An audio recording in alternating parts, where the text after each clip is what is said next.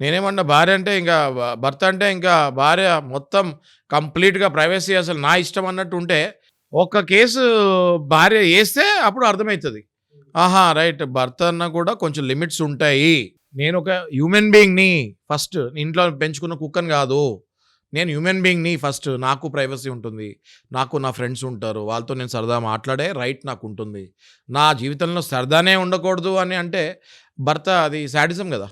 అలాంటి టైంలో కంప్లెయింట్ 498 ఏతో పాటు క్రుయాలిటీతో పాటు సైబర్‌లో గూడా ఇట్లాంటి కేసెస్ చాలా బుక్ అవుతున్నాయి. ఇప్పుడు అసలు ఫోన్‌లు ఒకళ్ళనొకళ్ళు చూసుకోకూడదా సార్ అసలు? బ్రహ్మాండంగా చూసుకోవచ్చు నాగరాజు గారు. అదేంటి ఇప్పుడు ఇప్పుడు ఫర్ ఎగ్జాంపుల్ భర్త అది బ్యాటరీ స్విచ్ ఆఫ్ అయిపోయింది. భార్య మొబైల్ తీసుకోవచ్చు, కాల్స్ చేసుకోవచ్చు. తప్పేమీ లేదు. ఎవరికో మెసేజ్ పెట్టాలి. ఈయనది బ్యాటరీ స్విచ్ ఆఫ్ అయిపోయింది. తప్పకుండా భార్య మొబైల్ నుంచి మెసేజ్ పెట్టొచ్చు. తప్పేమీ లేదు. ఇట్లాంటివన్నీ సహజంగా అవుతాయండి. దొంగచాటుగా భార్యకి తెలియకుండా మొబైల్ తీసుకొని, అందులోంచి ఫోటోలు దొంగలిచ్చి, గొడవలయ్యేటప్పుడు ఆ ఫోటోల్ని బయట పెడితే అది దొంగే గదా! ఏ భర్త అయినా దొంగే గదా అది.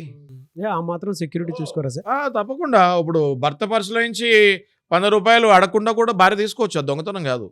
కానీ అదే పరంగా ప్రతిరోజు భర్త పర్సులో నుంచి భర్తకి చెప్పకుండా డబ్బులు తీసుకుంటూ ఉంటే అది భార్య అయినా దొంగతనమే గదా అది. చెప్పి తీసుకోవాలి గదా! యెస్ ఆర్ నో చెప్పి తీసుకోవాలా వద్దా? ఇట్లాంటి కేసులు గూడా చాలా చూసాం మేము.